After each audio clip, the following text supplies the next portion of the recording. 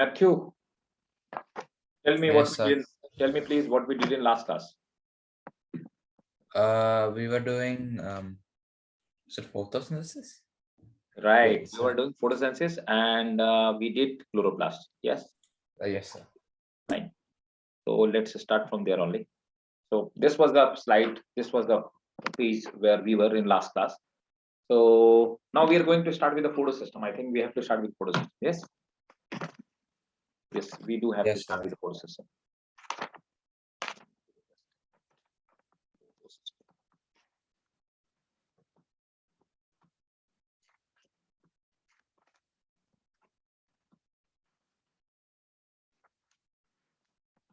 Yes, we did chloroplast. Yes, we have to do the photosystem and then we'll do the Z skin, right? तो चलो start करते हैं.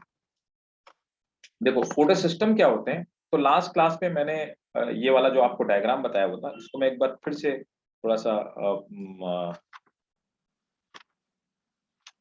Revise कराता हूँ आपको, थोड़ा सा रिकॉल कराता हूँ कि लास्ट क्लास में हम लोगों ने क्या किया हुआ था. तो देखो क्लोरोप्लास्ट कराने के पीछे रीजन ये था कि I just want to tell you that where the photosystem 1 where the photosystem 2 are found, right. So यहाँ पर देखो हम लोगों ने लास्ट क्लास में ये किया हुआ था, तो मैंने आपको ये बताया था, रिकॉल करो एक बार. देखो यहाँ पर ये क्लोरोप्लास्ट हो गया है ना.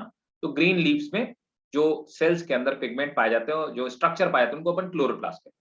सेल बायोलॉजी हमने इन डिटेल में पढ़ा हुआ है और क्लोरोप्लास्ट हम लोग काफी डिटेल में पढ़ चुके हैं. यहाँ पर हम सिर्फ उसके उस पर्सपेक्टिव के बारे में बात करेंगे, उस फेस के बारे में बात करेंगे which is involve directly in photosynthesis, right. तो देखो यहाँ पर इसकी इनर मेम्ब्रेन और इसकी आउटर मेम्ब्रेन, दोनों के मेम्ब्रेन के बीच में एक स्पेस भी है जिसको हम लोग इंटर मेम्ब्रेन स्पेस भी कहते हैं. इसके अंदर एक जेल भरा हुआ है, उस जेल को आप कहते हो स्ट्रोमा. और इस जेल के बीच में ये क्वाइन के पाइल्स कुछ हैं, ये the number of the coins pile of 1 upon 1. तो these structures are called grana. A single piece of the grana is called thylakoid piece.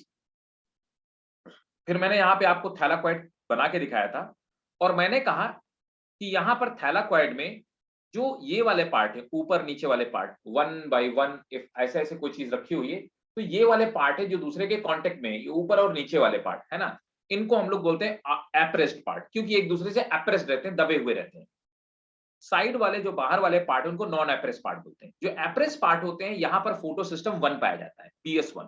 इसको मैंने कहा PS1, फोटो सिस्टम 1 पाया जाता है. जो नॉन एप्रेस पार्ट है बाहर की तरफ, उनमें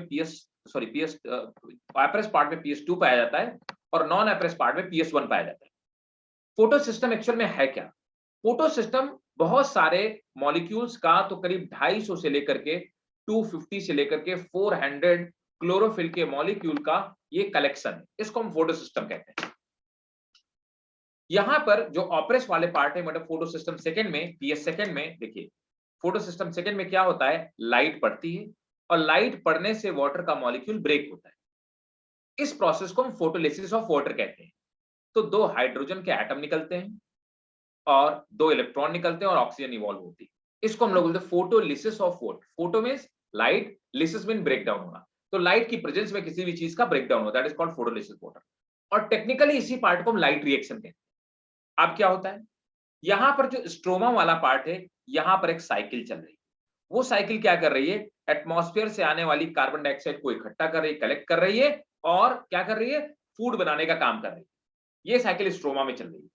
इस साइकिल को हम लोग कहते हैं केल्विन साइकिल कहते हैं, है ना, केल्विन साइकिल.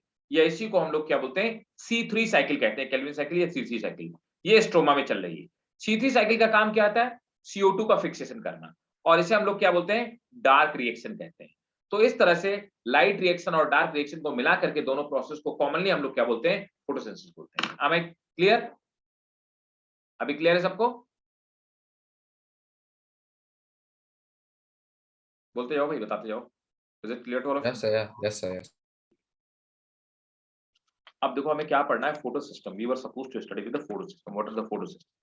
अब हम इन्हीं फोटो सिस्टम के बारे में एक एक करके बात करते हैं, ठीक है. और ये तो आपने होपफुली अपने लास्ट क्लास में ही नोट कर लिया होगा आपने.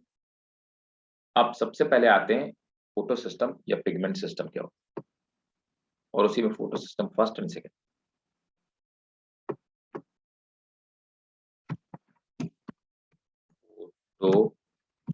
सिस्टम है ना, photo system PS1 and photo system second PS2। ठीक है, PS1 and PS2 photo system को हम लोग PS से रिप्रेजेंट करते हैं। अब देखो सबसे पहले पिगमेंट सिस्टम या फोटो सिस्टम होते क्या है, ठीक है, तो नोट करिए। चलिए, in green plant,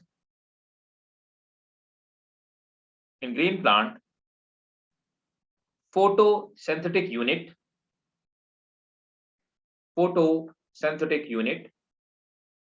occur in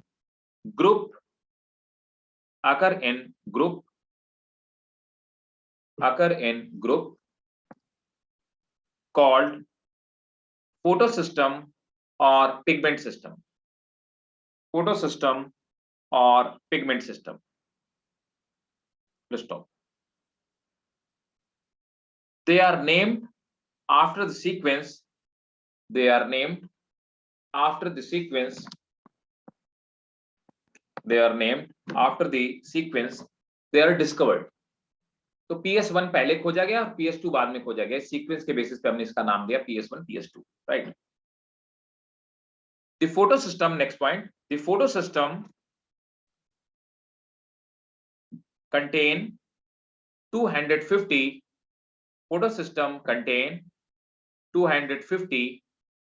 to 400 pigment molecule. Photosystem contain 250 to 400 photosystem contain 250 to 400 pigment molecule. अब देखो PS1 और PS2 दोनों ही एक ही जैसे दिखाई देते हैं, तो ये फोटो सिस्टम होते कैसे हैं देखने में, मैं आपको इसका एक डायग्राम फोटो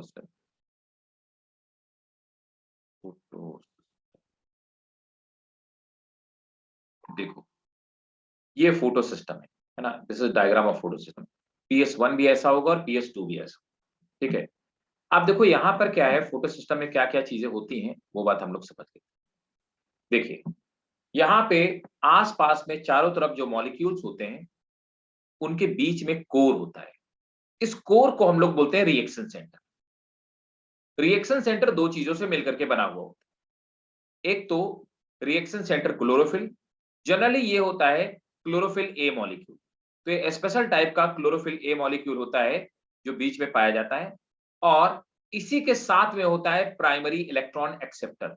लाइट गिरने पे जब वाटर का मॉलिक्यूल ब्रेक होता है तो इलेक्ट्रॉन को एक्सेप्ट करने का काम करता है। इन दोनों को मिला करके, है ना, हम रिएक्शन सेंटर कहते हैं। तो रिएक्शन सेंटर क्लोरोफिल मॉलिक्यूल मतलब क्लोरोफिल ए मॉलिक्यूल, और ये इसके चारों तरफ क्या होता है, छोटे छोटे बहुत सारे पिगमेंट पाए जाते हैं। इनको एंटीना पिगमेंट कहते हैं। एंटीना पिगमेंट क्या करते हैं, कम वेवलेंथ की जो लाइट होती है, फोटोन होती है, उसकी छोटी छोटी एनर्जी को कलेक्ट करके और फाइनली ये सब अपनी एनर्जी को ट्रांसफर कहां कर देते हैं, वन बाय वन सीक्वेंशियली ये अपनी एनर्जी को रिएक्शन सेंटर को ट्रांसफर कर देते हैं, राइट। तो एंटीना पिगमेंट में एग्जांपल के तौर पे कौन है, जैसे कैरोटिनॉइड पिगमेंट, कैरोटिनॉइड हो गया, और क्या हो गया, क्लोरोफिल बी मॉलिक्यूल हो गया। इस तरह से ये फोटो सिस्टम बना हुआ होता है ना। क्लियर है? क्लियर? सबसे पहले चलिए नोट करिए, बताते जाओ भाई, बोलते जाओ, है ना। आप लोग बोलोगे नहीं तो फिर काम नहीं बनेगा। आप बोलेंगे तो मुझे लगेगा कि आप पढ़ भी रहे हैं और साथ में आपको समझ में भी आ रहा है ना, तो मुझे भी पढ़ाने में थोड़ा सा मजा आएगा। तो देखो फोटो सिस्टम 1 नोट करिए। सबसे पहले PS1, it is located in both non oppress part, ये तो मैं बता ही चुका हूं होता क्या है। It is located in both non appressed part, non appraised part of halakoid, non appraised part of halakoid, full stop. PS1 has more chlorophyll A molecule. PS1 has more chlorophyll A molecule, full stop. Chlorophyll B and carotenoid chlorophyll B and carotenoid are comparatively less. Chlorophyll B and carotenoid are completely less.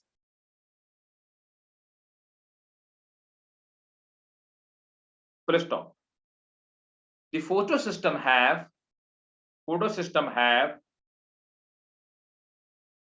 a reaction center. Photosystem have a reaction center and electron carrier. Photosystem have a reaction center and electron carrier. Full stop.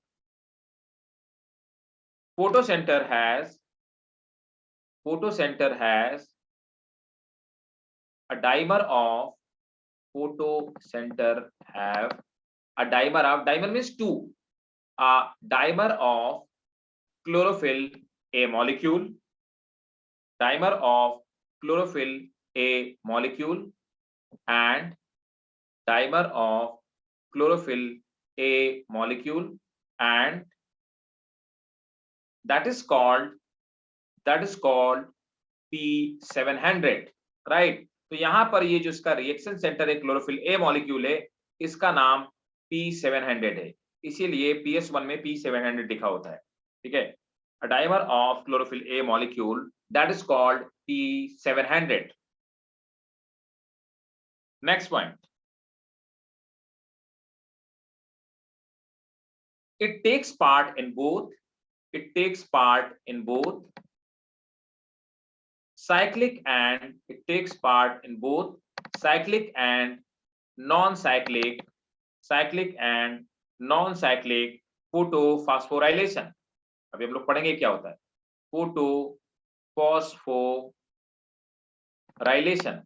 तो cyclic और non cyclic दोनों ही जो electron transport change करती है उनमें काम करता है, ठीक है। क्लियर है, बताइए भाई, यहां तक क्लियर है? फोटो PS1 समझ में आ गया? हीबा समझ आया बेटा? Yes, yes. Yes, sir. Great. Zainab समझ में आ रहा है ना? जैनब गेटिंग और not?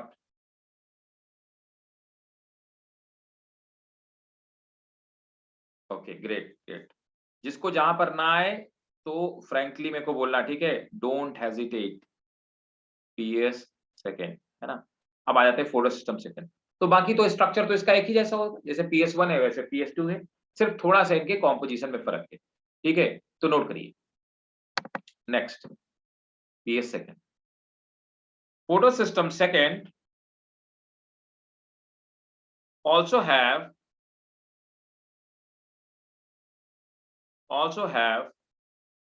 a photocenter.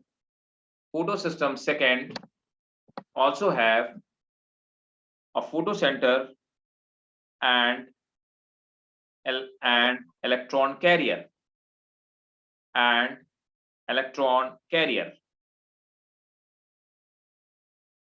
full stop. It is found in appraised part of thylakoid.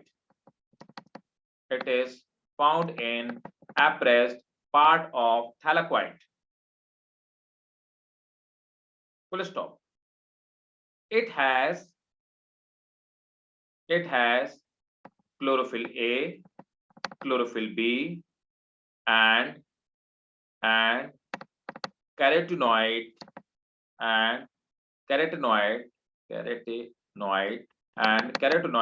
molecule.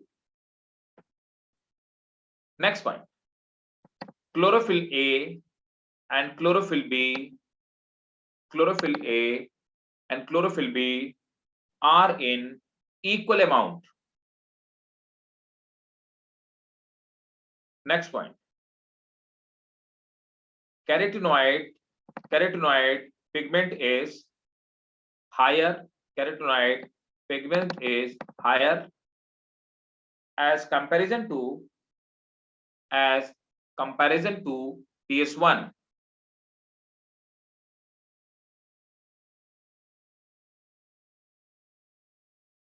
Right?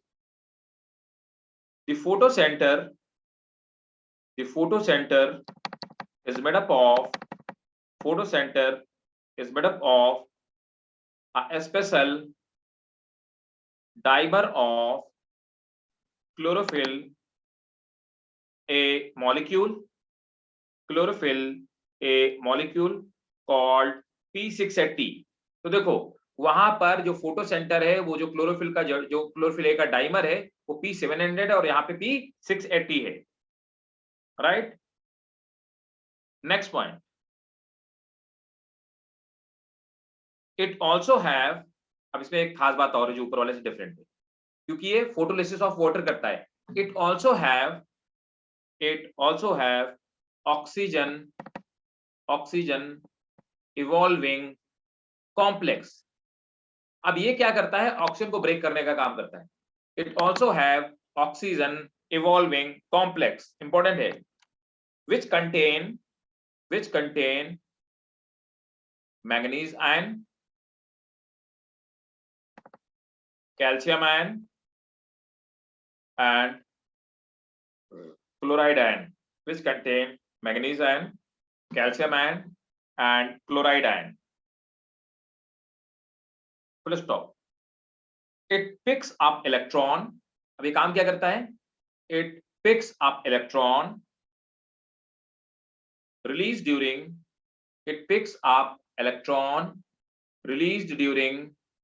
photolysis of water। It picks up electron released during photolysis of water।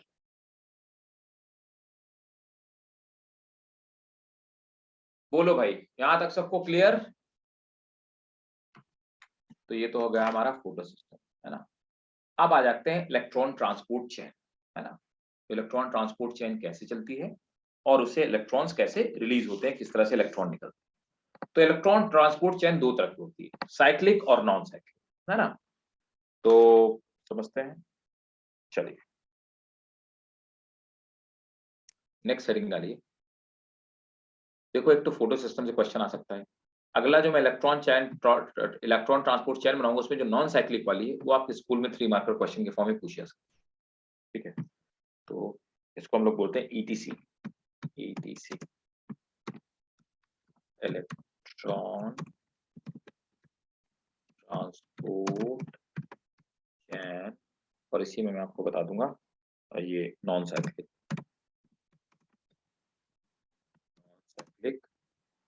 Electron transport chain. देखो अब electron transport chain होती क्या है ना। तो ये सबसे पहले फॉर्मुलेट कितने किया था, तो नोट कर लो। It was first formulated by Hill, है ना, right, full stop. Electron transport chain is a series of electron carrier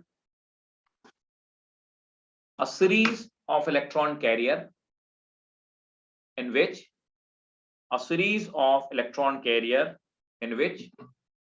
electron transfers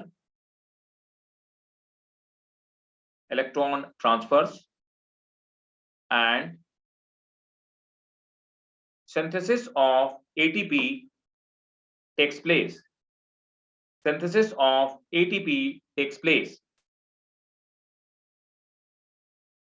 अब देखो, तो सबसे पहले आते हैं नॉन साइक्लिक फोटोफॉस्फोराइलेशन या non cyclic electron transport chain, है ना। तो आते हैं, हेडिंग डालिए, नॉन साइक्लिक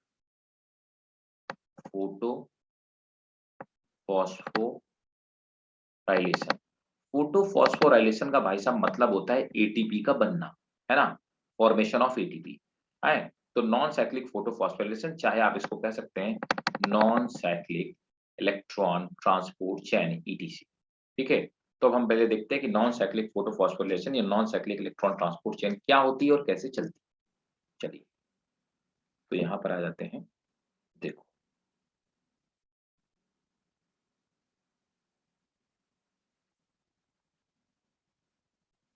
नॉन साइक्लिक,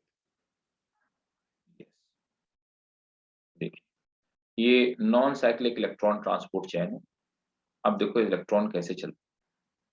यहाँ पे इलेक्ट्रॉन एक्चुअली वापस नहीं आता, इसीलिए हम इसको नॉन साइक्लिक, ठीक है। साइक्लिक में क्या होगा, इलेक्ट्रॉन जहां से चलेगा वहीं पे वापस आ जाएगा। देखिए सबसे पहले क्या होता है कि यहाँ पर वाटर का मॉलिक्यूल ब्रेक होता है ना, और ये MnO और Ca, ये क्या है, इसी को हम लोग बोलते हैं ऑक्सीजन इवॉल्विंग कॉम्प्लेक्स। इसी को क्या बोलते हैं, ऑक्सीजन इवॉल्विंग कॉम्प्लेक्स, OEC बोलते हैं, है ना। और यहाँ पर लाइट की वजह से वाटर का मॉलिक्यूल ब्रेक हो रहा है, इसलिए इस पार्ट को हम क्या बोलते हैं, फोटोलिसिस कहते हैं। और हमें पता है फोटोलिसिस ऑफ वाटर जो होता है वो होता है फोटो सिस्टम सेकंड, P680। तो हमने अभी पढ़ा कि फोटो सिस्टम जो सेकंड होता है उसमें जो कोर होता है उसको P680, और ये सब क्या है, ये सब एंटीना मॉलिक्यूल है। लाइट गिरी P680 पे, फोटोलिसिस ऑफ वाटर हुआ, और ये क्या करता है, 2 इलेक्ट्रॉन इससे ले लेगा, है ना। देखो यहाँ पर 4 इलेक्ट्रॉन टोटल निकले हैं, 2s2, तो यहाँ पे टोटल 4 इलेक्ट्रॉन है, तो इसने 4 इलेक्ट्रॉन ले लिए। इलेक्ट्रॉन लेने के बाद सबसे पहले इलेक्ट्रॉन P680 से जाता है फियोफाइटिन के पास, इसको हम लोग फियोफाइटिन कहते हैं। फियोफाइटिन के बाद आप देखेंगे कि जब इलेक्ट्रॉन आगे की तरफ मूव करता है, तो फियोफाइटिन के बाद आगे इलेक्ट्रॉन जाता है प्लास्टोक्यूनिन के पास, PQ। मैं लिख देता हूँ यहाँ पे क्या, प्लास्टोक्यूनिन, ठीक है, PQ मैं अंडरलाइन कर रहा हूँ, देखो। उसके बाद जाता है साइटोक्रोम कॉम्प्लेक्स F6, और उसके बाद प्लास्टोसाइनिन के पास जाता है। देखो इलेक्ट्रॉन जैसे जैसे आ रहा है नीचे की तरफ, वैसे एनर्जी लूज हो रही है। जब इलेक्ट्रॉन साइटोक्रोम कॉम्प्लेक्स पे आता है, तो ADP से ATP का फॉर्मेशन होता है, मतलब एनर्जी रिलीज होती है, एनर्जी बनती है ना, एनर्जी बनती है, एनर्जी का फॉर्मेशन होता है। फिर इलेक्ट्रॉन आ गया फोटो सिस्टम 1 के पास, PS1 के पास, जिसका कि रिएक्शन सेंटर कौन है, P700। इसने लाइट लिया, लाइट लेने के बाद फिर से लाइट को एब्जॉर्ब किया, इलेक्ट्रॉन फिर जंप करता है। तो एक ग्राफ बताता है इलेक्ट्रॉन की एनर्जी को। देखो यहाँ पे इलेक्ट्रॉन ऊपर गया, मतलब एनर्जी बढ़ी, फिर इलेक्ट्रॉन की एनर्जी धीरे धीरे गिरती जाती है, ATP बना, फिर इलेक्ट्रॉन ऊपर की तरफ जंप कर रहा है। उसके बाद ये जाता है एक स्पेशल टाइप के कॉम्प्लेक्स के बाद, इलेक्ट्रॉन एक्सेप्टर A0 है। उसके बाद ये जाता है फेरिडॉक्सिन के पास, FD के पास, फेरिडॉक्सिन। फेरिडॉक्सिन के पास जाने के बाद NADH का फॉर्मेशन हो जाता है। यहाँ पर इलेक्ट्रॉन का फाइनल एक्सेप्टर कौन है, NADP है। जब NADP मौजूद होता है तो इलेक्ट्रॉन को आखिरी में वो रिसीव कर लेता है, ले लेता है। इस तरह से फाइनली इलेक्ट्रॉन कंज्यूम हो जाता है, और इसको नॉन साइक्लिक फोटोफॉस्फोराइलेशन कहते हैं। लेकिन तो एक आदमी, मतलब इलेक्ट्रॉन अपने घर से निकला और उसको रिसीव करने के लिए दूसरे एंड पे किसी एक एड्रेस में कोई मौजूद था, इलेक्ट्रॉन उसके पास उसके घर चला गया। लेकिन सोचो कि इलेक्ट्रॉन अपने घर से बाहर निकलता और रिसीव होने के लिए उसके पास कोई नहीं होता, तो वो क्या करता, वो वापस आ जाता। तो जब NADP मौजूद नहीं होता है तो इलेक्ट्रॉन वापस आ जाता है फिर से P700 के पास, उसको साइक्लिक कहते हैं। और यहां पर NADP मौजूद है तो इलेक्ट्रॉन को रिसीव कर लेता है, उसको हम non cyclic. Is it clear? Yes sir. ठीक। तो देखो मैं यहाँ पे कुछ चीजें आपको बता देता हूँ। यहाँ पर ये जो फियो लिखा है इसका मतलब फियोफाइटिन, जो एक्रोनिम्स लिखे हैं मैं उनके एक्चुअल नाम बता देता हूँ। तो फियो का मतलब है फियोफाइटिन, ये सब प्रोटीन से बने हुए कॉम्प्लेक्स फियोफाइटिन के, ठीक है। जिसको प्रॉब्लम हो रही है उसके मैं बता रहा हूँ। ये जो PQ लिखा हुआ है, PQ जो जो मैंने सब अंडरलाइन किया सब मैं बता दे रहा हूँ, इसको बोलते हैं प्लास्टोक्यूनिन, क्योंकि आपको ये पता कर लिखना पड़ेगा, प्लास्टोक्यूनिन, क्यूनोन बोलते, ठीक है। प्लास्टोक्यूनोन के पास ये साइटो F जो लिखा है, इसका मतलब होता है साइटो B6F, एक्चुअली इसको शॉर्ट में लिखते हैं। अगर कहीं लिखा हो साइटो B6F, इसका मतलब होता है cytochrome BF complex, cytochrome BF complex, है ना। तो साइटोक्रोम BF कॉम्प्लेक्स हो गया, राइट। इसके बाद में प्लास्टोसाइनिन, PC, है ना, ये यहाँ पे आपको जो दिखाई दे रहा है इसको PC के, ठीक है। PC स्टैंड फॉर प्लास्टोसाइन, प्लास्टोसाइन, है ना। तो इसको हम प्लास्टोसाइनिन कहते हैं। और यहाँ पर आपको आखिरी में जो दिखाई दे रहा है FD, है ना, FD दिखाई दे रहा है। तो FD को फेरिडॉक्सिन कहते हैं। और कुछ बीच में है, और कोई कॉम्प्लेक्स बनाने लायक है, A0 हो गया।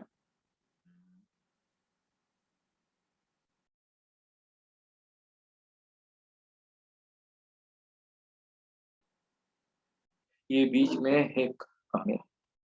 ये FX है ना, इसका मतलब FES कॉम्प्लेक्स, FES, FES, इसको हम लोग बोलते हैं आयरन सल्फर कॉम्प्लेक्स, ठीक है। और यहाँ पर FD जो है, FD इज फेरेडॉक्सिन, फेरेडॉक्सिन, है ना, ठीक है। नोट करो, पहले इसको स्क्रीनशॉट ले लो, चाहे नोट कर लो, और ये बनाइएगा जरूर, ये 3 मार्कर क्वेश्चन के फॉर्म में, बड़ा फेवरेट टीचरों का बड़ा फेवरेट क्वेश्चन है, ये पूछते हैं वो लोग, तो मैं लिखवा देता हूँ। बस आपको ये ड्रॉ करना होगा, वो लोग ड्रॉ करने के लिए बोलेंगे, ड्रॉ, और ड्रॉ करके ही लिख देना एज इट इज, जैसे आपको दिख रहा है, नोट करके बताना।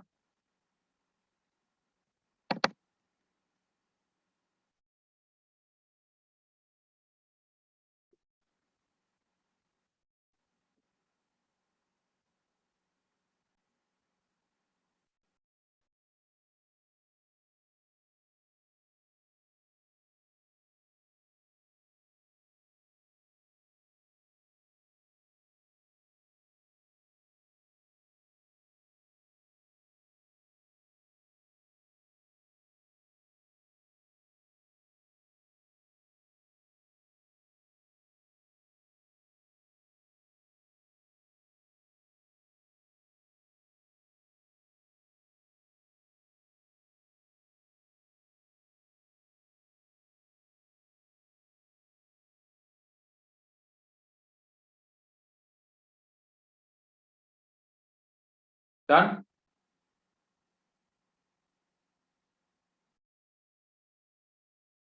मैथ्यू, हो गया भाई?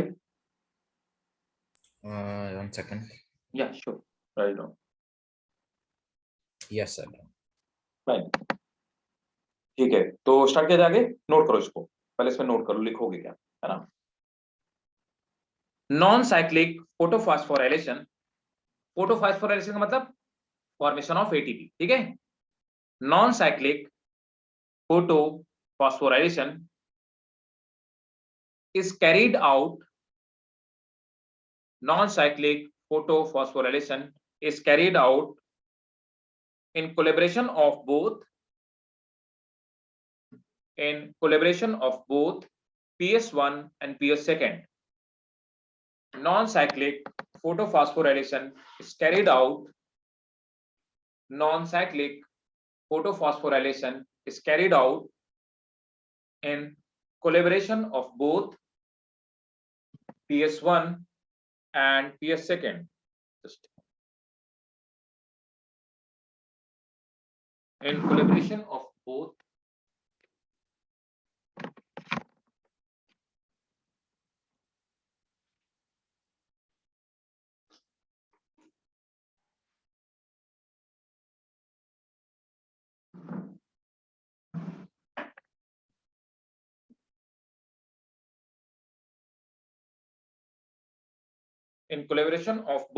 PS1 and PS2. Full stop. The electron released by next point here, electron released by photolysis of water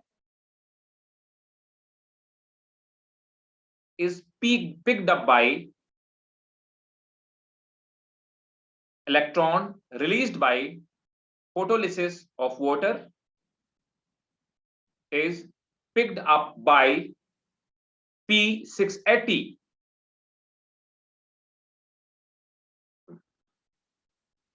Full stop.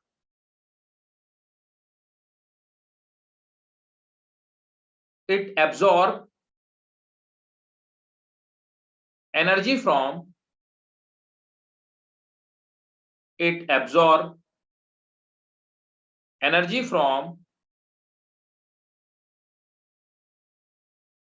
photocenter.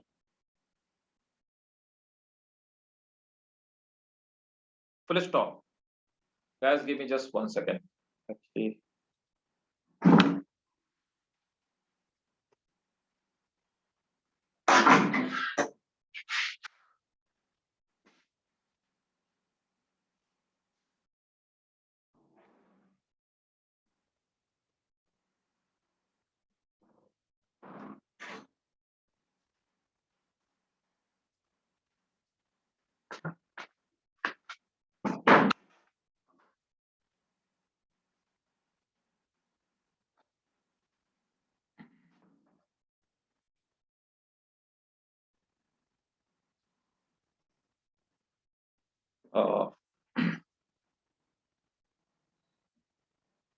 next point, it passes through a series of, next point है, it passes through a series of electron carrier,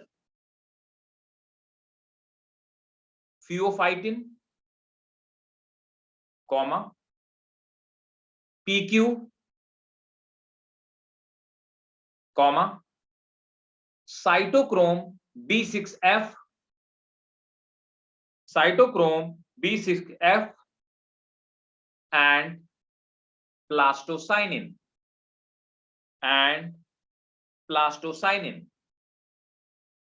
full stop. Next point, while passing over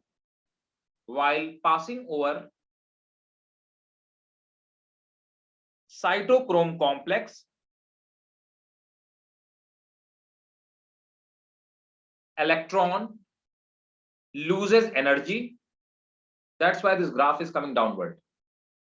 पहले graph ऊपर जाता है, फिर graph downward आता है. While passing over cytochrome complexes, electron loses sufficient energy for the synthesis of ATP.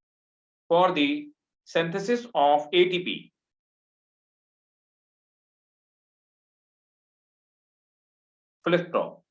Next point.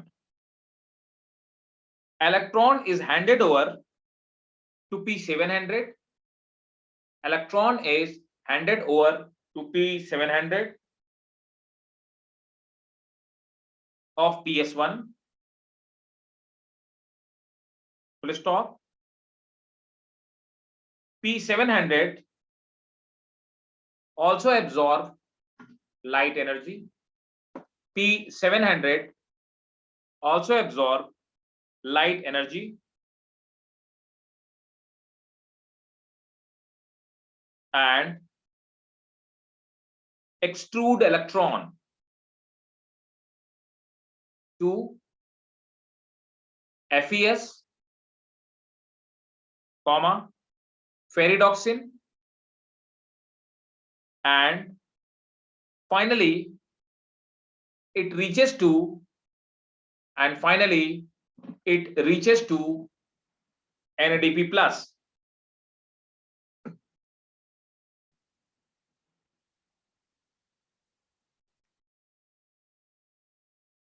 The latter means NADP plus. यार ऐसे लिखो, NADP plus combined with hydrogen,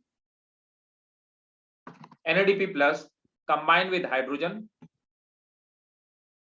and makes NADPH. Clear है भाई? एक बात additionally यहां पे और बताना चाहूंगा, वो आप याद रखिएगा और आप उसको नोट भी कर लीजिए. जो GTP होता है, GTP इक्वल टू ATP होता है. एक और बात, NADPH में कितनी एनर्जी होती है? NADPH is equal to 3 ATP. 1 GTP 1 ATP के बराबर होता है. 1 NADPH जो होता है ये 3 ATP के बराबर, इक्वल टू 3 ATP. और 1 FADH is equal to 2 ATP. Right, इतना होता है, नोट करो. अब अगर NADPH नहीं हुआ, मतलब जब फोटोसिंथेसिस में कार्बन डाइऑक्साइड फिक्स नहीं हो रही है, ये NADPH और ATP जो बना है ये कहां चला जाएगा? ये चला जाएगा केल्विन साइकिल और उसको चलाने में मदद करेगा, क्योंकि एनर्जी है, यहां एनर्जी बन रही है और वहां पे एनर्जी चाहिए बनने की. ठीक है, यहां तक आप मेरी बात समझ पा रहे हैं? Yes sir. ग्रेट, नोट कर लिया होगा. अब चलते हैं, अगली हेडिंग डालिए, cyclic photophosphorylation. Next is cyclic photophosphorylation.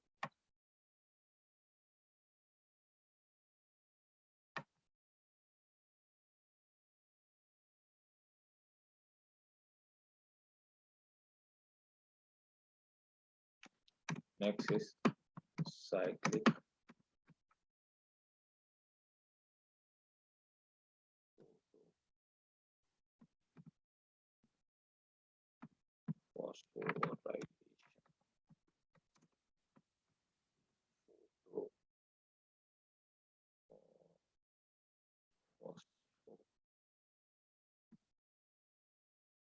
Phosphorylation, right. अब देखो साइक्लिक फोटोफॉस्फोराइलेशन क्या होता है, सिंपल है।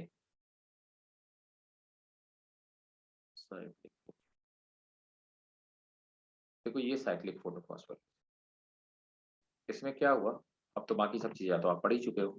देखो यहाँ पर इलेक्ट्रॉन आया कहाँ से, P700 से निकला है ना, तो P700 से इलेक्ट्रॉन निकला, लेकिन क्या हुआ कि ये दो इलेक्ट्रॉन यहाँ से निकले और ये इलेक्ट्रॉन गए कहाँ पे, प्राइमरी एक्सेप्टर के पास, फिर गए फेरिडॉक्सिन के पास, और फेरिडॉक्सिन के बाद जाना कहाँ चाहिए था, फेरिडॉक्सिन फाइनली किसको देता है, NADP को, लेकिन NADP तो मौजूद नहीं है। जब NADP नहीं मौजूद है तो ये इलेक्ट्रॉन वापस आ जाएगा प्लास्टोक्यूनिन के पास, फिर साइटोक्रोम F कॉम्प्लेक्स के पास आएगा, B6F के पास आएगा, फिर प्लास्टोसाइनिन के पास आएगा, फिर से P700 में लौट आएगा। इसको बोलते हैं साइक्लिक, क्योंकि जहां से इलेक्ट्रॉन चला वहीं पे लौट आया, राइट। और यहाँ पर ATP की सिंथेसिस होती है, ADP से ATP का फॉर्मेशन होता है, कब, जब फेरिडॉक्सिन से प्लास्टोक्यूनिन के पास जाता है और दोबारा जब साइटोक्रोम को क्रॉस करता है, तो यहाँ पे दो जगह एनर्जी बनती है, लेकिन NADP यहाँ पे मौजूद नहीं। Is it clear?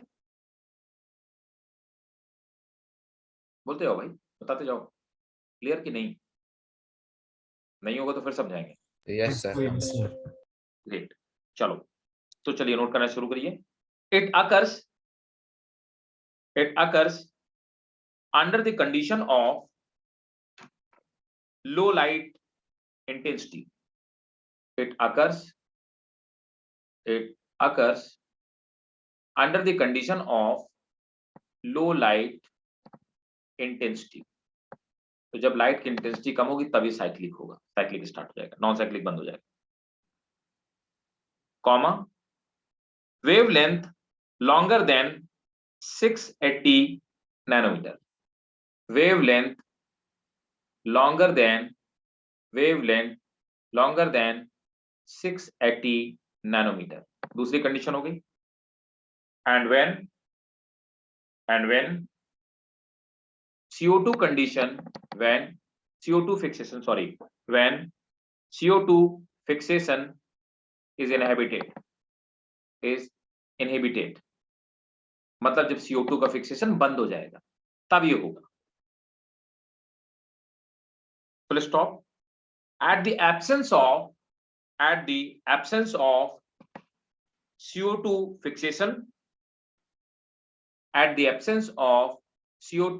fixation, NADPH is not required. इसकी जरूरत ही नहीं पड़ेगी, is not required. Full stop. In this phosphorylation, only PS1 is involved.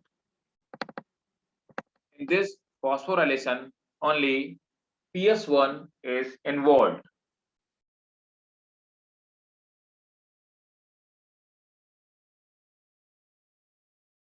Next point.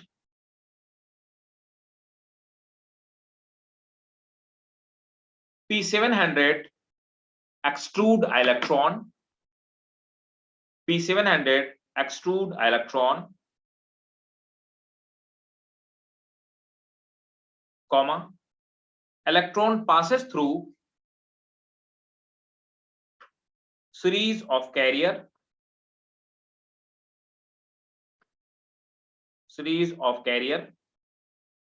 P700 to peridoxin, comma, plastoquinine, comma, cytochrome B6F,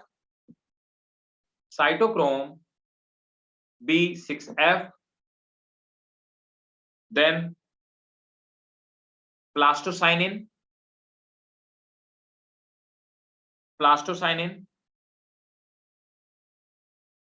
and again comes back to P700.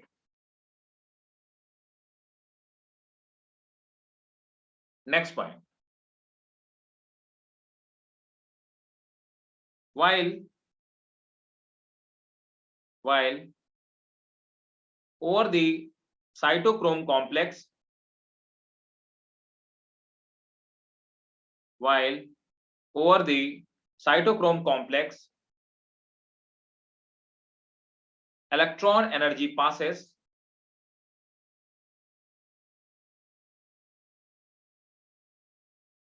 synthesis of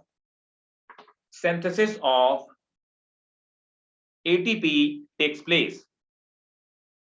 Synthesis of ATP takes place. तो ये था cyclic और non cyclic photophosphorylation. बोलिए भाई, is it clear? Yes, sir. Yes. देखो अब यहां पर आखिर ये इलेक्ट्रॉन के पास होने से एटीपी कैसे बनता है, इस बात को बताने के लिए एक बंदा था. उस बंदे ने क्या किया, एक थ्योरी दी. उसको हम लोग बोलते हैं, उस बंदे का नाम था मिशेल.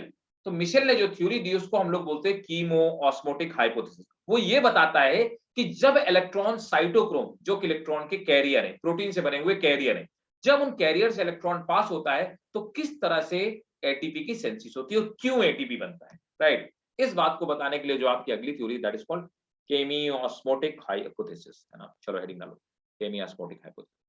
हम लोग पढ़ते हैं केमियोस्मोटिक हाइपोथेसिस. केमियोस्मोटिक हाइपोथेसिस.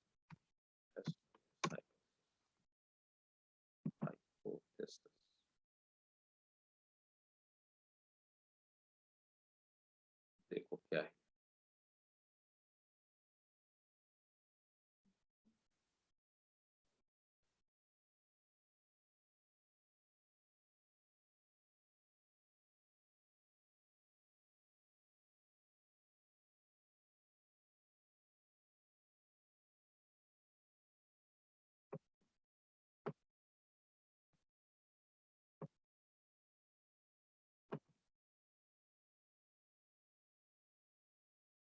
देखो केमियोस्मोटिक थ्योरी क्या कहती है, हाइपोथेसिस क्या है. तो यहां पर आप देखेंगे, ध्यान से मेरी बात को. ये क्या है, ये एक थैलाकॉइड का डायग्राम है जो आपको दिखाई दे रहा है ना. बाहर इसके चारों तरफ क्या भरा है, स्ट्रोमा भरा हुआ. और अंदर क्या है, ये देखो थैलाकॉइड स्पेस है ना. ये थैलाकॉइड स्पेस है ना. इसके अंदर यहाँ पे इसका मैट्रिक्स भरा हुआ है. बाहर क्या है, बाहर स्ट्रोमा भरा हुआ. और ये क्या है, ये थैलाकॉइड की मेम्ब्रेन है ना.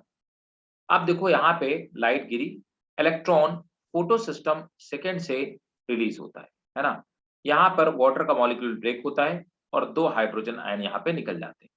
साथ में अब इलेक्ट्रॉन जब प्लास्टोक्यूनिन इसको लेके जाता है, प्लास्टोक्यूनिन से जाता है साइटोक्रोम B6F के पास. जब इलेक्ट्रॉन इससे जाता है तो जैसे इलेक्ट्रॉन साइटोक्रोम को क्रॉस करता है, ये 2 हाइड्रोजन आयन पकड़ता है और हाइड्रोजन आयन पंप इन कर देता है. कहां पर, थैलाकॉइड की मेम्ब्रेन के अंदर. इसके बाद इलेक्ट्रॉन प्लास्टोसाइनिन में पहुंचता है, फिर फोटोसिस्टम 1 के पास पहुंचता है और फिर फेरेडॉक्सिन के पास पहुंचता है. फिर NADP प्लस रिडक्टेज एक एंजाइम उसको दे देता है और ये NADP के पास में चला जाता है. ठीक है. अब क्या होता है, इस तरह से जब बार बार इलेक्ट्रॉन ट्रांसपोर्ट चेन बनती है तो बाहर से लेकर के अंदर की तरफ हाइड्रोजन आयन बढ़ते जाते हैं. हाइड्रोजन आयन का कंसंट्रेशन अंदर ल्यूमेन में हाई हो जाता है और बाहर की तरफ हाइड्रोजन आयन स्ट्रोमा में क्या हो जाता है, लो हो जाता है. तो इस तरह से हाइड्रोजन आयन का ग्रेडियंट क्रिएट हो जाता है. लेकिन ये बेचारे हाइड्रोजन आयन कहीं से बाहर निकल नहीं सकते, इनके पास लीक आउट होने का कोई तरीका नहीं. ये सिर्फ एक ही जगह से लीक आउट हो सकते हैं, जैसे प्रेशर कुकर में सीटी लगी होती है, विसिल लगी होती है, वहीं से निकल सकते हैं. वो जो विसिल लगी हुई है वो क्या है, वो है एक एंजाइम, इसका नाम है एटीपी सिंथेज एंजाइम. जब ये hydrogen ion ATP synthase enzyme से पास होते हैं तो एडीपी से एटीपी की सिंथेसिस बनती होती है ना.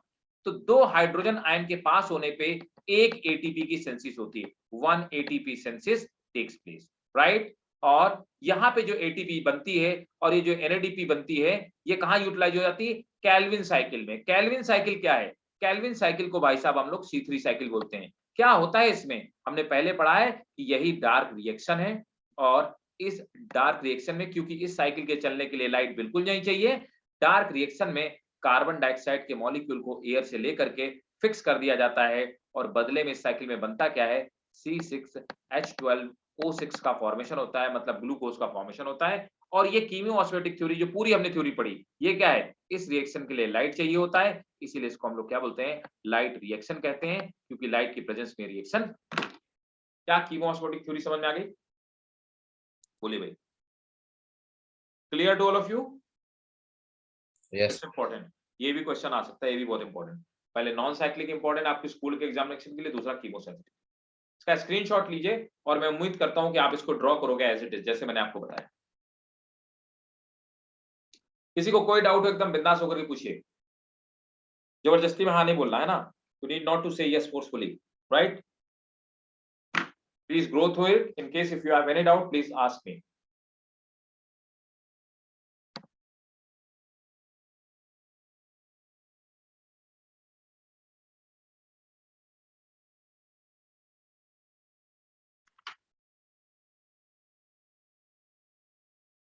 क्लियर है सबको?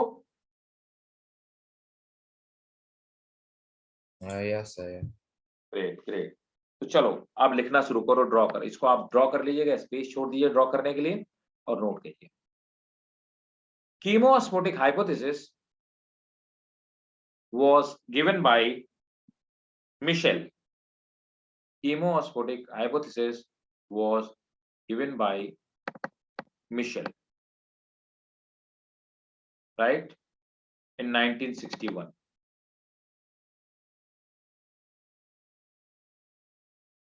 Full stop. Electron transport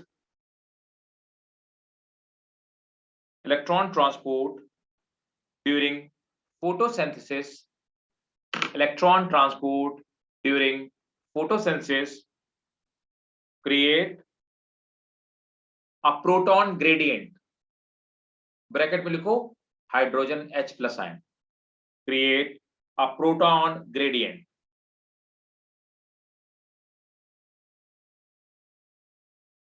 Full stop. Next point. The lumen of thylakoid becomes rich with hydrogen ion. Lumen of thylakoid becomes rich with hydrogen ion due to photolytic splitting of water. Due to photolytic splitting of water.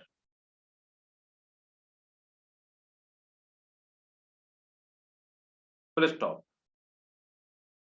Primary acceptor of electron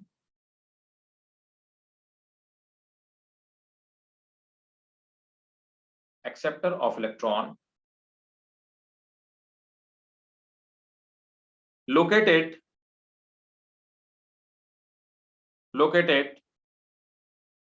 on the surface of thylakoid, transfer the electron. Full stop. While passing through cytochrome B6F, while passing through cytochrome B6F, again hydrogen ions are pumped in thylakoid lumen.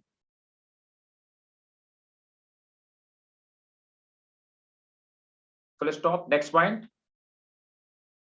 Due to these two processes, a proton gradient developed across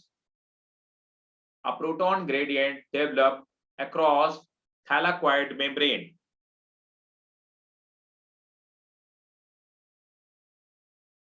Full stop. Proton gradient is broken down proton gradient is broken down due to proton gradient is broken down due to movement of proton through membrane. Full stop. When these hydrogen ion or proton, when these hydrogen ion or proton leak out through ATP synthase enzyme, when these hydrogen ion or proton leak out through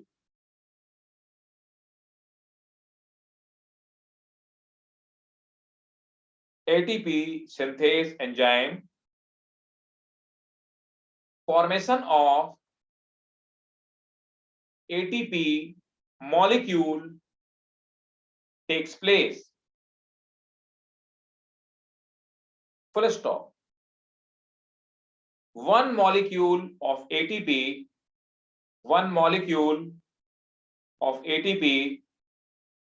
is formed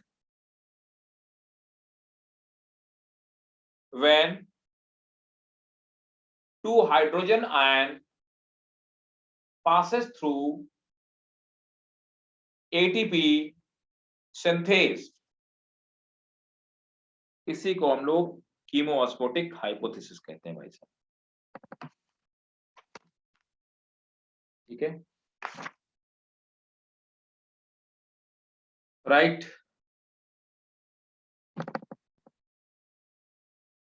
बोलो भाई लोगों, clear to all of you? Yes, sir. Very good. अब देखो इस पूरी process को हमने light reaction कहा, अब आ जाते हैं डार्क रिएक्शन, है ना। तो डार्क रिएक्शन क्या है कि कैल्विन साइकिल जिसको बोलते हैं, है ना। तो नेक्स्ट आप देखेंगे कैल्विन साइकिल। ठीक है, आप पहले डालते हैं C3 साइकिल या कैल्विन साइकिल। चलिए नेक्स्ट हेडिंग डालिए, कैल्विन साइकिल और C3 साइकिल।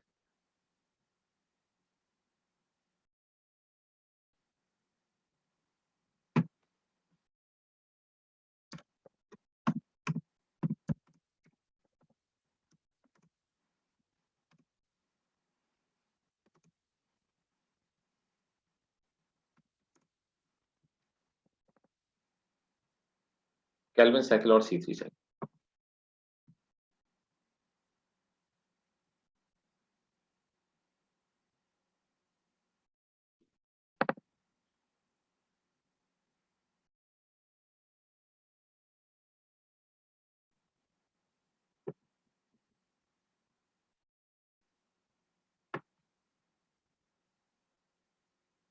देखो ये है कैल्विन साइकिल और C3 साइकिल। ये कहाँ पे चलती है? स्ट्रोमा में चलती है, हमने आपने अभी डिस्कशन किया, है ना। तो लाइट रिएक्शन तो ग्रेना में होती है। इसको कैल्विन मेल्विन ने खोजा था, तो उनके नाम पे हम इसको कैल्विन साइकिल कहते हैं, है ना। अब देखते हैं कि कैल्विन साइकिल कितने फेजेस में होती है, देखते हैं। तो एक ग्लूकोज के मॉलिक्यूल के बनने के लिए जो कैल्विन साइकिल चलती है, वो कैल्विन साइकिल अप्रोक्सीमेटली नहीं, कैल्विन साइकिल चलती है कितनी बार? 6 बार चलना पड़ता है। मतलब हर बार एक कार्बन के मॉलिक्यूल को कैल्विन साइकिल छोड़ने की कैपेबिलिटी रखती है। ठीक है, तो रुको मैं यहाँ पर पहले कुछ एडजस्ट कर।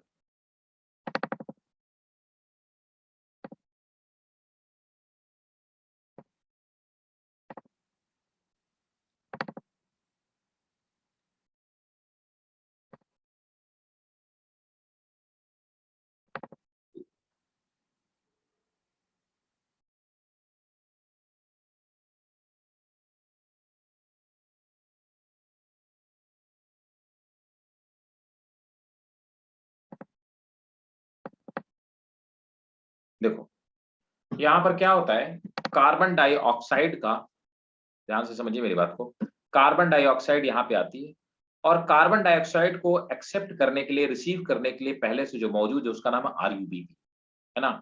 RuBP, ribulose biphosphate. इस रिएक्शन को कैटेलाइज करने का जो काम करता है उस एंजाइम का नाम है रुबिस्को। मेरी बात को थोड़ा सा गौर से समझिए। रुबिस्को रुबिस्को एंजाइम क्या करता है, कार्बन डाइऑक्साइड को ऐड कर देता है आरयूबीपी के साथ। रुबिस्को है क्या चीज?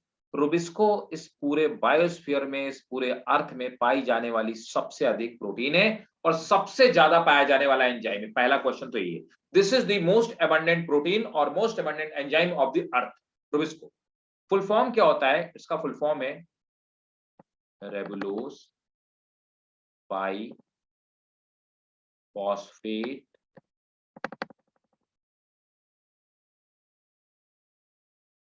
रेबुलोज biphosphate carboxylase oxidase. Ribulose biphosphate carboxygenase oxy carboxylase oxygenase oxygenase, ये रुबिस्को। मतलब क्या? मतलब भाई साहब, अगर कार्बन डाइऑक्साइड का कंसंट्रेशन होगा तो कार्बन डाइऑक्साइड से रिएक्ट करेगा रुबिस्को, और ऑक्सीजन का कंसंट्रेशन ज्यादा होगा तो ऑक्सीजन से। ये दोनों से रिएक्शन कर सकता है। लेकिन जब कार्बन डाइऑक्साइड का रिएक्शन ज्यादा, कंसंट्रेशन ज्यादा होगा, है ना, तो ये कार्बन डाइऑक्साइड से रिएक्ट करेगा। ठीक है। अब देखो रुबिस्को क्या करता है, तो रुबिस्को इस एंजाइम, इस रिएक्शन को कैटेलाइज करता है ना, तो Rubisco is catalysing this reaction. उसके बाद क्या होता है कि इसने इससे कंबाइन किया। अब ये इससे कंबाइन करके एक कंपाउंड बनाता है, उसका नाम है फॉस्फोग्लिसरेट, पीजीए। तो पीजीए बनाता है, फॉस्फोग्लिसरेट बनाता है। फॉस्फोग्लिसरेट के दो मॉलिक्यूल बनते हैं। तो देखिए यहां पर एक 5 कार्बन वाला कंपाउंड है, यहां से कार्बन डाइऑक्साइड एक कार्बन वाला कंपाउंड है, 5 और 1 कितने हो गए? 6। यहां पर ये 3 कार्बन वाला कंपाउंड है, इसके दो मॉलिक्यूल बनते हैं। टोटल कितने हो गए? 6 कार्बन। ठीक है। तो यहां पर 3C कंपाउंड बनता है, जिसको क्या बोलते हैं? पीजीए, फॉस्फोग्लाइकोग्लिसरेट बोलते हैं। फॉस्फोग्लिसरेट कन्वर्ट हो जाता है, तो यहां पर देखो ये पहली रिएक्शन जब कार्बन डाइऑक्साइड का एडिशन होता है, इस रिएक्शन को हम लोग बोलते हैं कार्बोक्सिलेशन, कार्बोक्सिलेशन, है ना। तो यहां पर पहला स्टेप होता है केल्विन साइकिल में, जिसको हम कार्बोक्सिलेशन बोलते हैं। अब उसके बाद क्या होता है, ये फॉस्फोग्लिसरेट जो होता है, ये ग्लिसरॉल्डिहाइड 3 फॉस्फेट में G3P में कन्वर्ट होता है। ये भी 3 कार्बन वाला कंपाउंड है और इसके भी 2 मॉलिक्यूल बनते हैं। इस दौरान जब पीजीए G3P में कन्वर्ट होता है तो 2 एटीपी खर्च होते हैं और 2 NADPH खर्च होते हैं, है ना। 2 एटीपी और 2 NADPH खर्च होते हैं। इसके बाद यहाँ पर क्या होता है, इस प्रोसेस को हम लोग क्या बोलते हैं? एटीपी या NADP रिड्यूस हो जाता है। इस प्रोसेस को हम लोग क्या बोलते हैं? इस प्रोसेस को रिडक्शन बोलते हैं। तो यहाँ पर इस स्टेप को हम लोग रिडक्शन बोलते हैं। तो रिडक्शन हो जाता है। रिडक्शन होने के बाद G3P बन जाता है। G3P क्या करता है, ये 6 कार्बन में, टोटल कितने कार्बन हो गए? 6 कार्बन। 6 कार्बन में से एक कार्बन मॉलिक्यूल, है ना, ग्लूकोज को दे देता है। तो 1 कार्बन मॉलिक्यूल ग्लूकोज। अब इसके पास खुद कितने बचेंगे? 5 ही कार्बन बचेंगे। इसलिए 5 कार्बन वाला दोबारा फिर से एक कंपाउंड बनता है, जिसको कि हम लोग क्या बोलते हैं? रेबुलोज फॉस्फेट कहते हैं, आरपी बोलते हैं। रेबुलोज फॉस्फेट क्या करता है, फिर से एटीपी से एडीपी लेता है, एटीपी से एडीपी में कन्वर्ट होता है, मतलब एनर्जी खर्च होती है, और रेबुलोज बाइफॉस्फेट बन जाता है। तो रेबुलोज बाइफॉस्फेट दोबारा से बन गया, है ना। इसलिए इस स्टेप को, थर्ड स्टेप को हम लोग क्या बोलते हैं? इसे बोलते हैं रीजनरेशन, रीजनरेशन ऑफ आरयूबीपी। तो आरयूबीपी का दोबारा से रीजनरेशन हो जाता है। इस तरह से ये 3 स्टेप में, है ना। तो जो 6 बार साइकिल चलती है, हर बार आरयूबीपी क्या कर रहा है? एक कार्बन का एटम ला करके ग्लूकोज को दे रहा है। तो ग्लूकोज को कितने एटम चाहिए? तो ग्लूकोज को तो बनने के लिए चाहिए C6H12O6। इसको 6 कार्बन चाहिए, तो हर बार एक दे रहा है, तो कितनी बार केल्विन साइकिल चलेगी? एक ग्लूकोज के मॉलिक्यूल को बनाने के लिए 6 बार केल्विन साइकिल चलेगी। So this is called Kelvin cycle. Is it clear or not? Please tell me. बताएं मुझे। एक बार देखिए, समझिए, और नहीं समझ में आया तो मुझे बताइए, बट बताइए जरूर कि आया या नहीं आया। So how does RVP turn into Rubisco? Sorry? Out of? How does RVP turn into Rubisco? Out of how? RUBP? Okay, like how the RUBP? Explain again, please be slow. Yes, Izo, tell me. Yeah, sir. I want to know how REBP turns into Rubisco. Okay, how? No. RUBP do not turn into Rubisco. Actually, Rubisco is enzyme. It is Oh, it okay. catalyzed. It is already present outside of the in matrix, right? So Mm-hmm. RUBP, look, the reaction is actually like this way. RUBP, it combines with carbon dioxide, and the reaction is catalyzed by an enzyme which is present, that is called Rubisco. It is different thing, Oh, okay, right? okay. Right. And when Okay. it both of the combined, so what happened? This is the 5 carbon compound, right? This is the 1 carbon compound, and they make 2 molecule of a 3C compound, and the name of 3C compound is PGA. All right, sir. Right. So here total balance is 6 carbon. Here also total balance is 6 carbon. Clear? Yes, sir. So Yeah, Rubisco is now a it's enzyme with catalyzed reaction. okay, sir. Okay. और बाकी लोग भी देखिए, please let me know if you have any confusion. And they can ask you to draw this cycle. And in case if they ask you to draw this cycle, take the screenshot of this one. This is the best diagram to represent, right? Every step is representing the ATP, NADP, and the number of the carbon molecule. These purple color circle represent the number of carbon molecule. This yellow color circle represent the phosphate. Zainab, is it clear to you? Iba, is it? Yes, sir.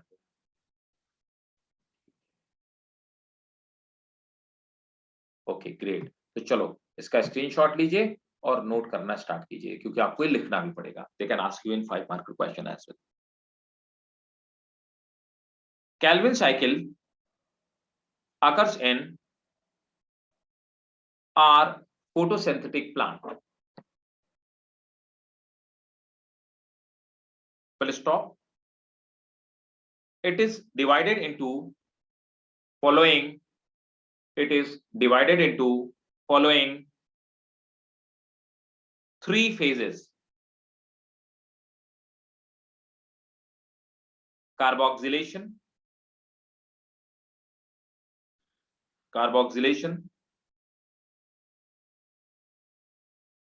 second reduction, third regeneration of RUBP.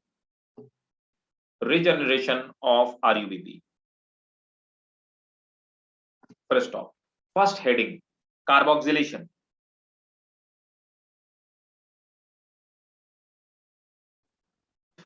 RUBP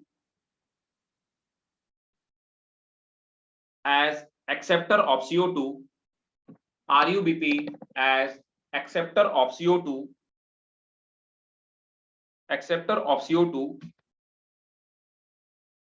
and Rubisco function as enzyme.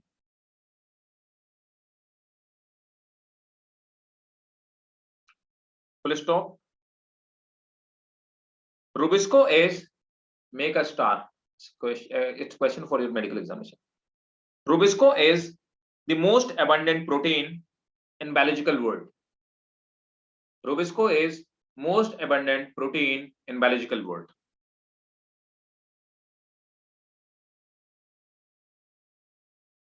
Full stop. अभी एक reaction लिखना है ना, फिर उसके बाद आपको क्या करना है, तो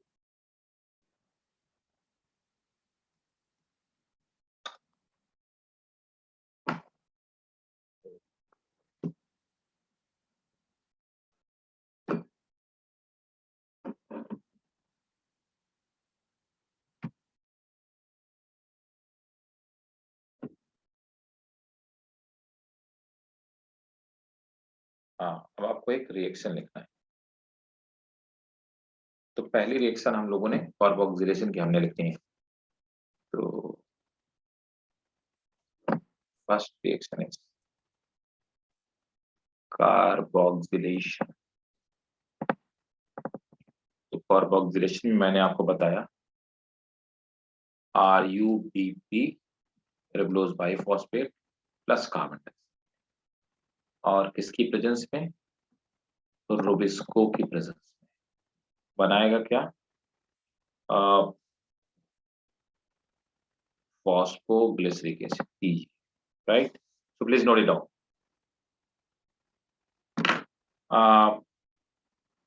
RUBP combines with CO2 and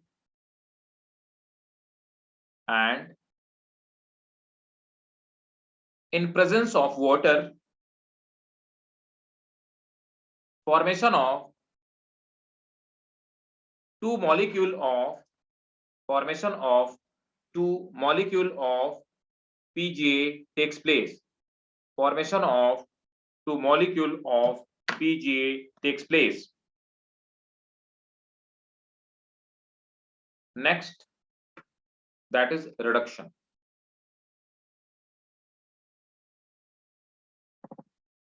That process called reduction, right? So in reduction process,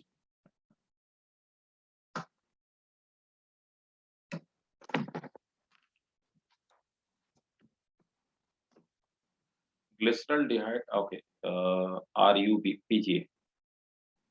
PGA is converted into G3P.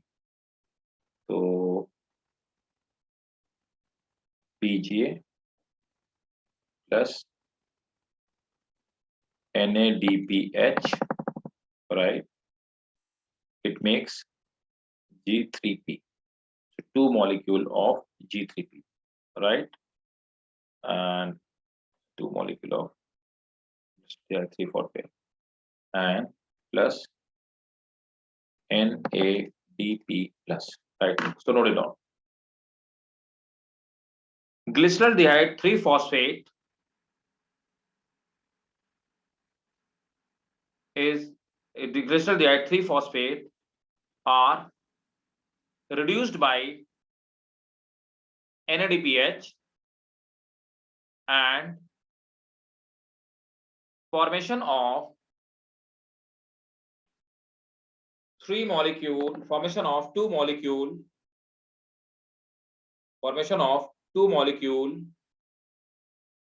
of G3P takes place. Full stop. At this process, 2 NADH and 2 ATP. At this process, 2 NADH and 2 ATP are consumed. Next point, regeneration of, next point is regeneration of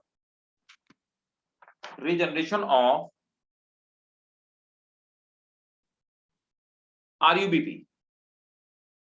Third is regeneration.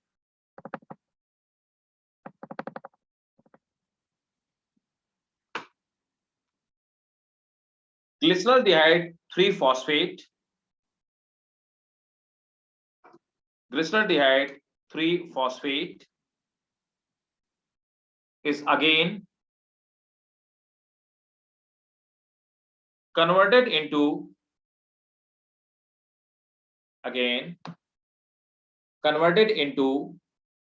RUBP, and it also loses a carbon. It also transfers a carbon atom to glucose. It also transfers a carbon atom to glucose. Full stop. During this process, ATP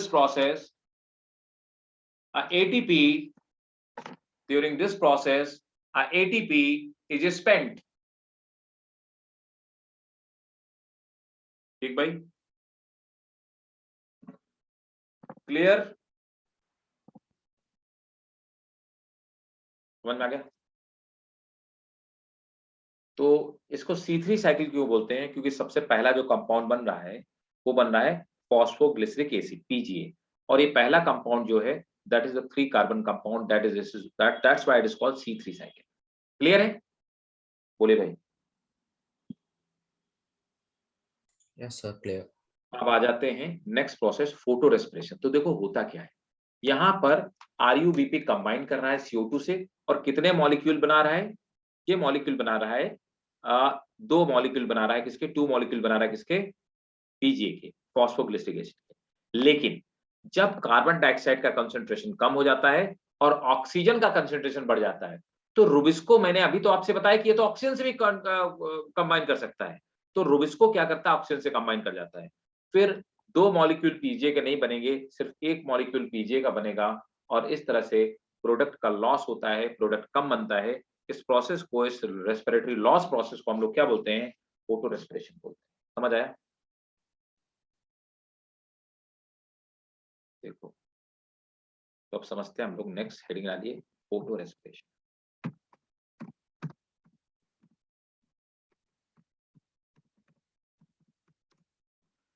तो photo respiration क्या चीज है? तो मैंने अभी आपको बताया कि हम लोग एंजाइम जो पढ़ रहे थे, उस एंजाइम का नाम है भाई साहब, क्या? उस एंजाइम का नाम है रुबिस्को। तो हमने पढ़ा नॉर्मली C3 साइकिल। तो C3 साइकिल में क्या हो रहा था, है ना, मतलब केल्विन साइकिल। तो नॉर्मली जब साइकिल चल रही थी, चलो इसको ऐसे समझते हैं,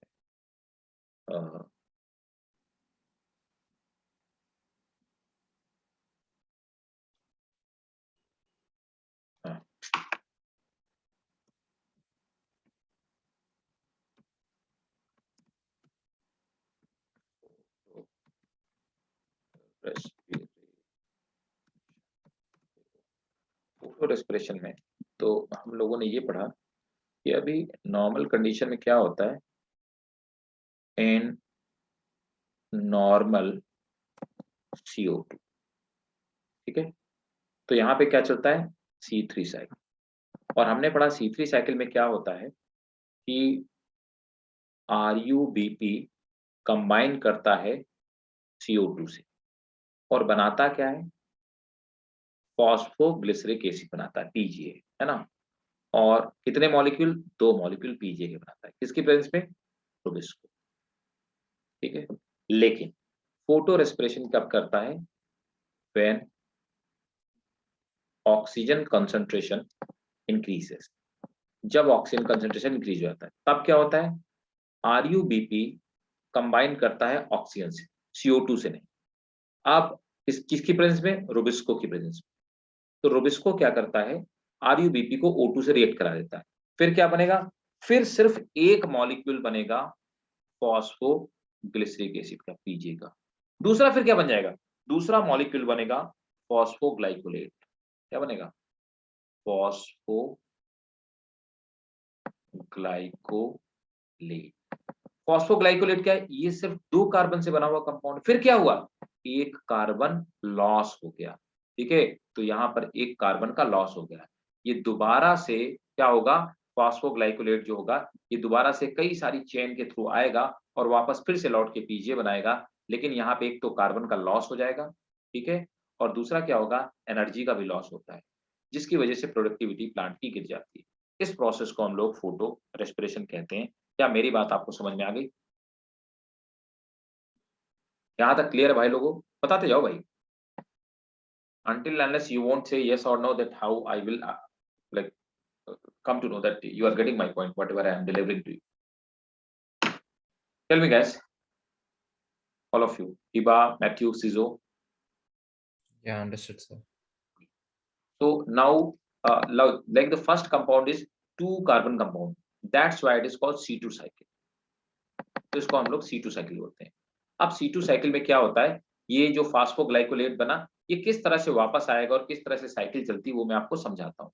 इस साइकिल में 3 कंपोनेंट पार्टिसिपेट करते हैं। क्लोरोप्लास्ट पार्टिसिपेट करता है, देखो इसमें क्लोरोप्लास्ट पार्टिसिपेट करता है, इसमें माइटोकॉन्ड्रिया पार्टिसिपेट करती है, इसमें पेरोक्सिसोम पार्टिसिपेट करते हैं, है ना। अब देखो कैसे होता है। यहाँ पर क्या हुआ कि नॉर्मली केल्विन साइकिल चल रही है, लेकिन हुआ यूं कि ऑक्सीजन का कंसंट्रेशन बढ़ गया। ऑक्सीजन का कंसंट्रेशन बढ़ जाने की वजह से ये जो रिबुलोज बाइफॉस्फेट है, RUBP है, RUBP कंबाइन कर जाता है ऑक्सीजन के साथ में, देखिए, और ऑक्सीजन करके साथ में कंबाइन करके क्या बनाता है? फॉस्फोग्लाइकोलेट का फॉर्मेशन करता है। ये 2 कार्बन का कंपाउंड है, इसीलिए अपन इसको C2 साइकिल के नाम से भी जानते हैं और इसी को फोटो रेस्पिरेशन कहते हैं, क्योंकि ऑक्सीजन का यूज आता है। अब क्या होता है, फॉस्फोग्लाइकोलेट ये चला जाता है पेरोक्सिसोम के पास और कन्वर्ट हो जाता है ग्लाइकोलेट। ग्लाइकोलेट कन्वर्ट होता है ग्लाइऑक्सिलेट में, ग्लाइऑक्सिलेट कन्वर्ट होता है ग्लाइसिन, ग्लाइसिन चला जाता है माइटोकॉन्ड्रिया के पास। माइटोकॉन्ड्रिया में ग्लाइसिन क्या करता है, कार्बन डाइऑक्साइड रिलीज कर देता है। मतलब फिर से क्या हुआ, कार्बन का लॉस हो गया।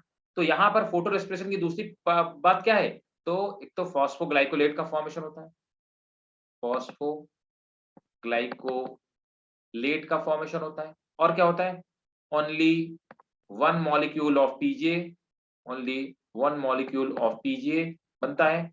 और क्या होता है, यहां पर जो फोटोसिंथेटिक ऑर्गन होते हैं, मीजोफिल सेल्स होती है, ठीक है, दे रिलीज CO2। तो जो ग्रीन पार्ट होते हैं उनसे CO2 निकलना शुरू हो जाती है, तो ये बताता है कि फोटो रेस्पिरेशन हो गया।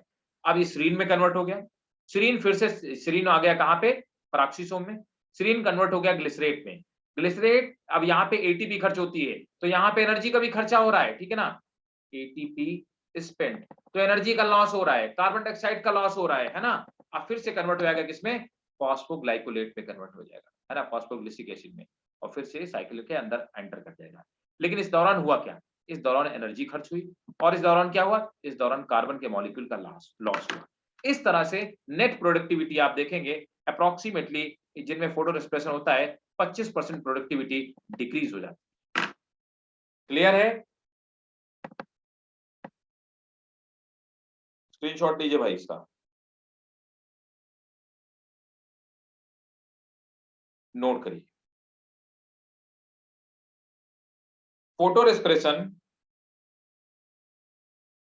is light dependent process. Photorespiration is light dependent process of oxidation of RUBP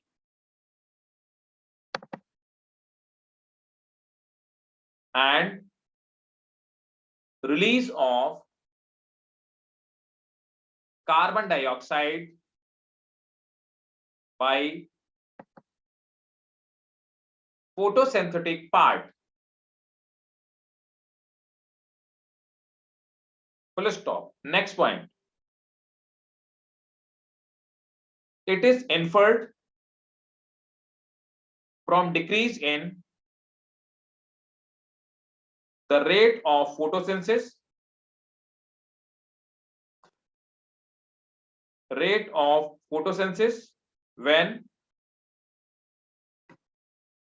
oxygen concentration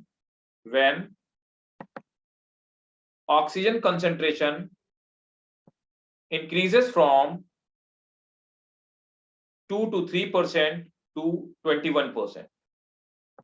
When oxygen concentration reaches from 2 to 1% to 21%. Full stop. Next. Sudden evolution of CO2 takes place from photosynthetic part. Next one. At high temperature, Rubisco function as oxygenase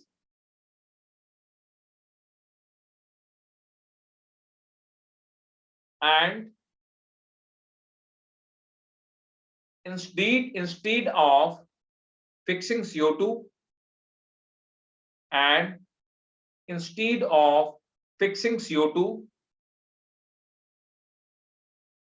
it oxidizes RUBP.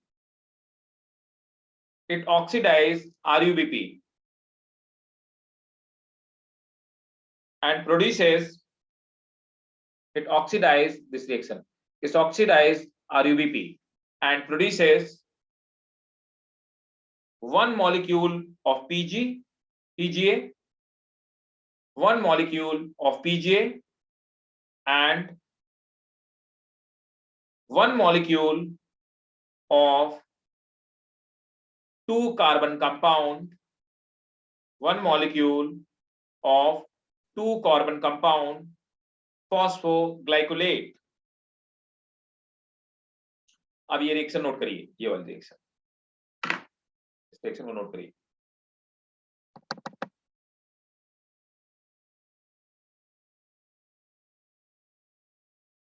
Right, अब आप ऐसा करो, इसका screenshot ले लो, है ना, और ये मैं आपको इसके आगे कंटिन्यू करके पढ़ा दूंगा। अभी हमारी C4 साइकिल बची है और फैक्टर बचा है और कुछ नहीं बचा, ये ऑलमोस्ट ये चैप्टर कंप्लीट, ठीक है, क्योंकि बाकी टीचर्स एंटर कर रहे हैं दूसरे लोगों की क्लास होगी, ठीक है। So is it clear to all of you? Zainab clear है? Clear? Zainab, Matthew, Hiba? Yes sir. चलो ठीक है, तो मिलते हैं नेक्स्ट क्लास में। Bye bye, good night, take care, see you next class. Thank you sir. Welcome बेटा।